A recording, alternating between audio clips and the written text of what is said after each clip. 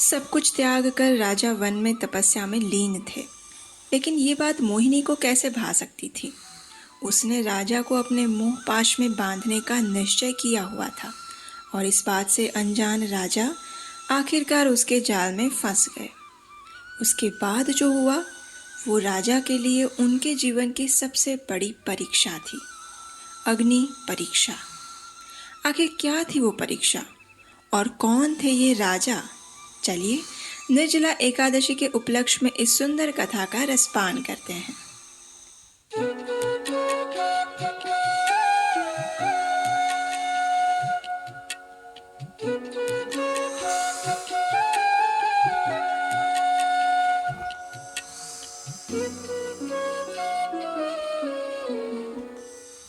हरे कृष्णा। वर्ष की सभी एकादशियों में सबसे महत्वपूर्ण एकादशी तिथि है पांडव निर्जला एकादशी। एक ऐसा दिन जो आपके भाग्य का उदय कर सकता है, जो आपके आध्यात्मिक जीवन की गति को 1000 गुना बढ़ा सकता है और जो आपके लिए भगवान की विशेष कृपा का खजाना खोल सकता है। अब करते हैं आज की कथा यात्रा का आरंभ। ये हजारों वर्ष पुरानी बात है, यानी आप लगा लो कि शायद सतयुग के समय की। इक्ष्वाकु वंश में एक बड़े ही प्रतापी और धार्मिक राजा हुए और वे थे अयोध्या के महाराज ऋतध्वज के पुत्र राजा रुक्मांगद। उनकी एक धर्मपरायण और पतिव्रता पत्नी थी, रानी संध्यावली, और इसी सुशील रानी के गर्भ से जन्म हुआ राजा रुक्मांगद के पुत्र धर्मांगद का। अपने पिता के चरण चिन्हों का अनुसरण करने वाला ये पुत्र बड़ा ही विनम्र और आज्ञाकारी था। उसके लिए अपने पिता के वचन ही सर्वस्व थे और इस प्रकार राजा रुक्मांगद का ये परिवार धर्म और नीति के मार्ग पर चलते हुए काल यंत्र की सवारी करता रहा।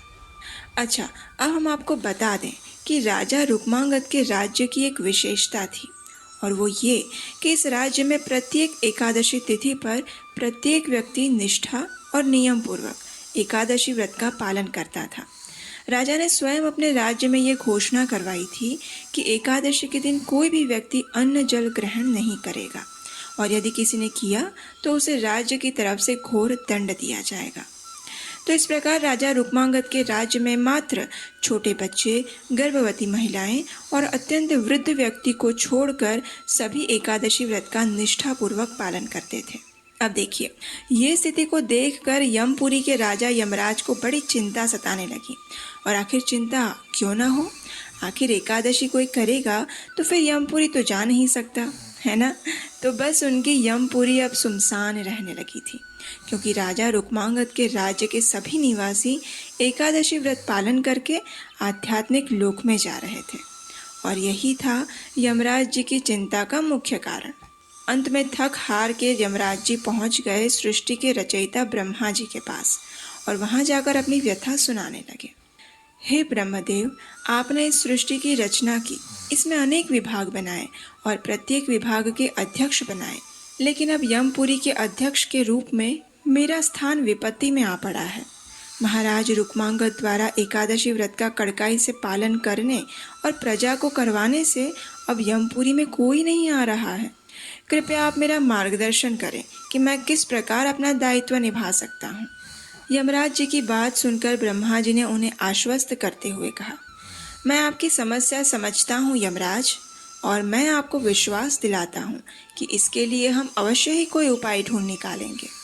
लेकिन याद रहे, एकादशी तिथि भगवान श्री विष्णु की अत्यंत प्रिय है और इसका पालन करने वाला व्यक्ति भी भगवान के हृदय के समीप वास करता है। इसलिए एक भक्त की परीक्षा लेना आसान नहीं होगा, लेकिन फिर भी हम प्रयास करते हैं।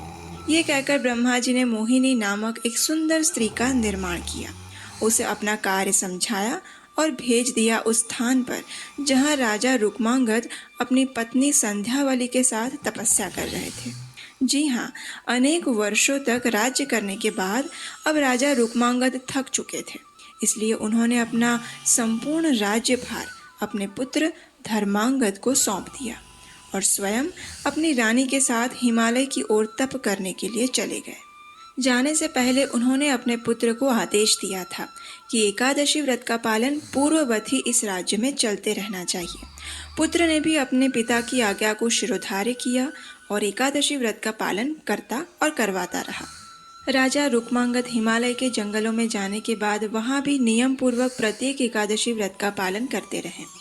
अब ये सारी घटना मोहिनी को पहले से ज्ञात थी, इसलिए अब उसने भी प्रतिज्ञा ली कि वह राजा रुक्मांगद का एकादशी व्रत छुड़वा कर रहेगी। अपनी योजना को सफल बनाने के लिए मोहिनी उस स्थान पर पहुंची जहां राजा रुक्मांगद तपस्या कर रहे थे। अपनी भाव भंगिमा और सुंदर स्वर तथा सौंदर्य से उसने राजा को अपनी ओर आकृष्ट कर लिया, और सिर्फ आकृष्ट ही नहीं अपितु अपने वश में कर लिया।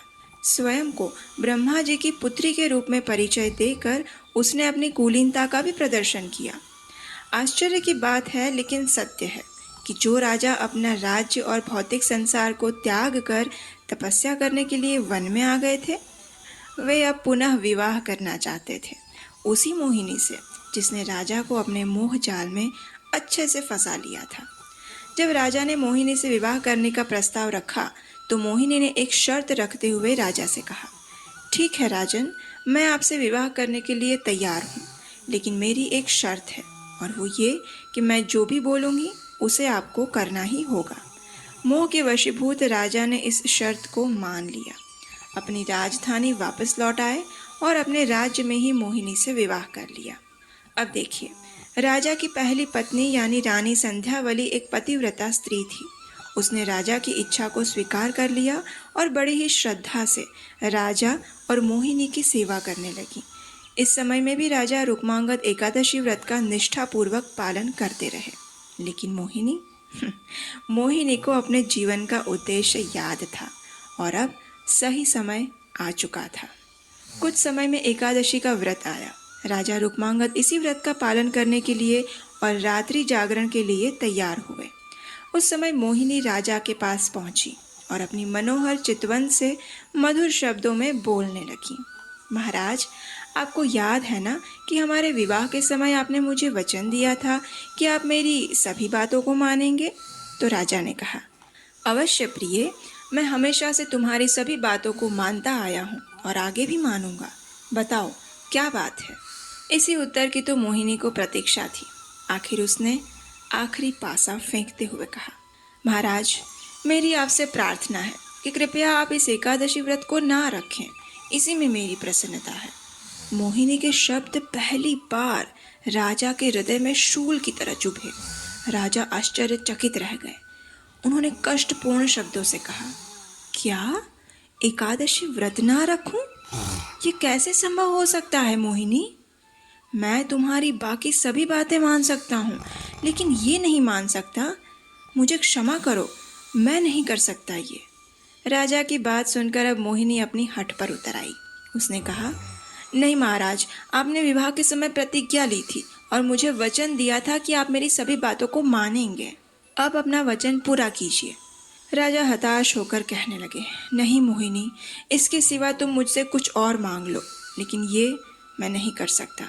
मैं तुम्हें वचन देता हूँ, इसके अलावा तुम जो भी मांगोगी मैं तुम्हारी उस इच्छा को पूरी करूँगा।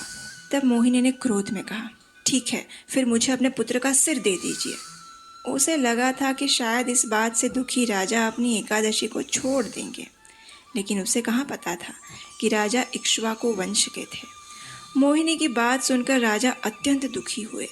जब राजा के पुत्र धर्मांगद को ये बात पता चली तो उसने अपने पिता को बहुत समझाया कि इससे बड़ी सौभाग्य की बात मेरे लिए क्या हो सकती है। वैसे भी ये शरीर एक ना एक दिन नाश हो जाएगा, तो अगर इस शरीर का सदुपयोग हो जाए तो इससे अच्छा क्या होगा।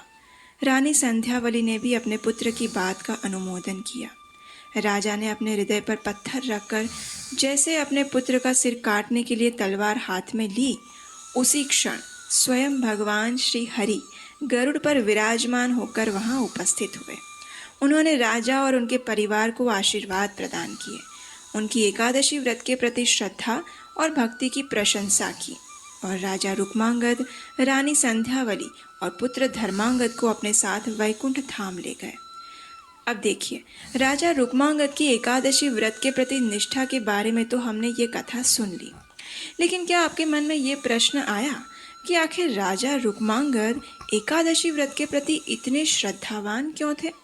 ऐसा क्या कारण था कि राजा ने अपने इकलौते पुत्र का सिर देना स्वीकार किया लेकिन एकादशी व्रत तोड़ना नहीं?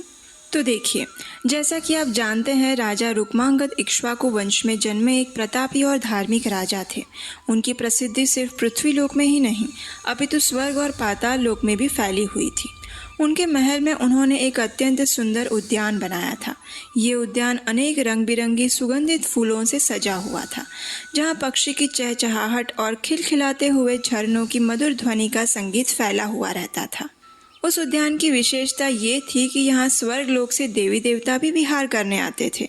स्वर्ग की अप्सराओं का ये प्रिय स्थान था। एक दिन ऐसे ही एक अप्सरा स्वर्ग लोक से नीचे पृथ्वी पर इस उद्यान में रमण करने के लिए आई हुई थी। उद्यान में विहार करते हुए अचानक उसके पांव में कांटा चुभा। वह कांटा बैंगन की लता का था। कांटा चुभने के कारण उस अप्सरा का पुण्य क्षीण हो गया और परिणाम स्वरूप वह वापस स्वर्ग लोक में नहीं जा पाई। अपने इस दुर्भाग्य पर रोते हुए वह संपूर्ण रात्रि उसी उद्यान में रही। प्रातःकाल जब उद्यान के मालियों ने देखा तो वहाँ एक सुंदर अप्सरा बैठी हुई थी। उसका चेहरा म्लान था। उसकी सुंदरता को उसके शोक ने घेर लिया था।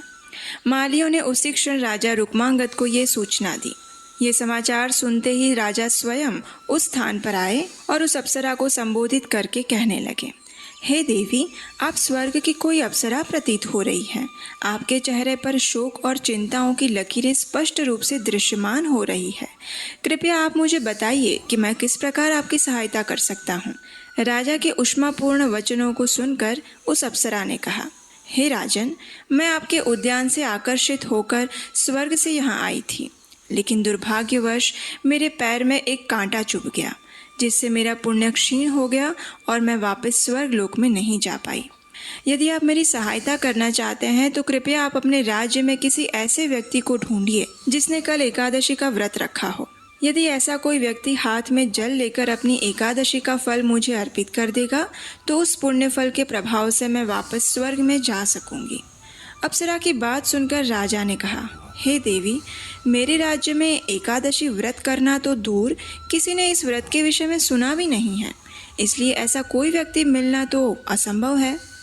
तो अप्सरा ने निराश होते हुए कहा, यदि कोई व्यक्ति बिना जाने ही अगर कल भूखा और प्यासा रहा हो तो उससे भी आप ये एकादशी संकल्प दिलवा सकते हैं। उसी के फल से मैं वापस अपने लोक में चली जाऊंगी। ये सुनकर राजा ने अपने राज्य में ढिंढोरा पिटवाया कि कल के दिन में अगर कोई भी व्यक्ति अन्न जल का त्याग करके रहा हो तो वह शीघ्र ही राज दरबार में आए, उसे एक विशेष इनाम दिया जाएगा। ये सुनकर एक बनिए की दासी राजा के पास आ पहुंची। उसने राजा से कहा कि कल मेरे स्वामी ने बिना किसी अपराध के ही मुझे दंडित किया था, इसलिए मैं दिन रात अन्न जल का त्याग करके पूरी रात्रि जागती रही हूँ।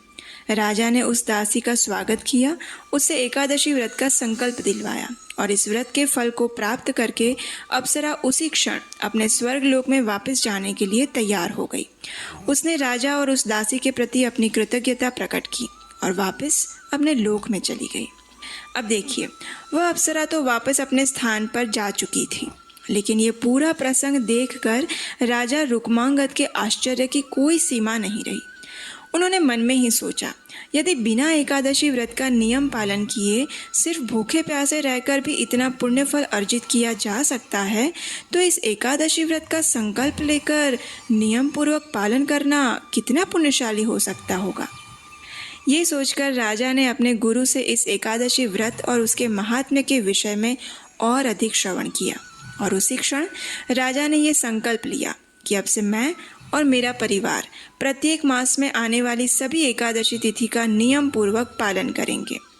इतना ही नहीं, मेरे प्रजाजनों के लिए भी ये व्रत सर्वोत्तम है। इसलिए राजा ने अपने राज्य में ये आदेश दिया कि अब से सभी लोग एकादशी व्रत का पालन करेंगे। इसके परिणाम स्वरूप राजा रुक्मांगद के राज्य में समृद्धि और सुख के साथ साथ भक्ति की भी वृद्धि हुई और यही वो गोपनीय कारण था जिसके चलते राजा ने अपने इकलौते पुत्र का सिर देना स्वीकार किया, लेकिन एकादशी व्रत का भंग करना नहीं। और राजा की एकादशी व्रत के प्रति इसी श्रद्धा और निष्ठा के परिणाम स्वरूप जीवन के अंत में उन्हें आध्यात्मिक जगत की प्राप्ति हुई। आज निर्जला एकादशी के दिन ऐसी पौराणिक कथाएं सुनने से भी हमारे पुण्य में वृद्धि होती है और एकादशी व्रत के प्रति हमारी श्रद्धा बढ़ती है। हरे कृष्णा।